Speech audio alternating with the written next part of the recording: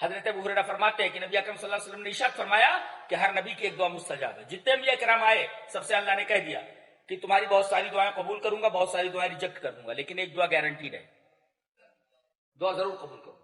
اللہ کے رسول نے فرمایا تمام انبیاء کرام نے اپنی اپنی دعائیں جو گارنٹیڈ تھی دنیا میں مانگی پوری ہو گئی جیسا کہ اللہ نے وعدہ کیا تھا، لیکن میں نے اپنی وہ دعا دنیا میں نہیں استعمال کی ہے، ابھی بچا کر رکھا ہوا میں نے، چھپا کر.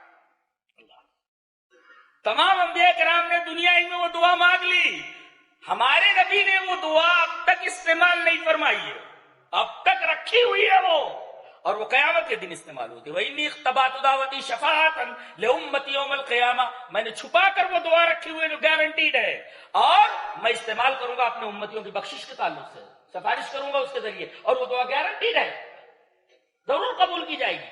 اب سارے کے سارے امتی خوش. آخر میں ایک ٹکڑے میں اس کا جواب دیا گیا فَيَنَائِلَةٌ إِنشَاءَ اللَّهُ مَمَّا مِنْ أُمَّتِي لَا يُشْرِكُ بِاللَّهِ شَيْئًا. اس دعا کے دائرے میں وہی آنے والا ہے جس نے اللہ کے ساتھ شرک نہ کیا ہو.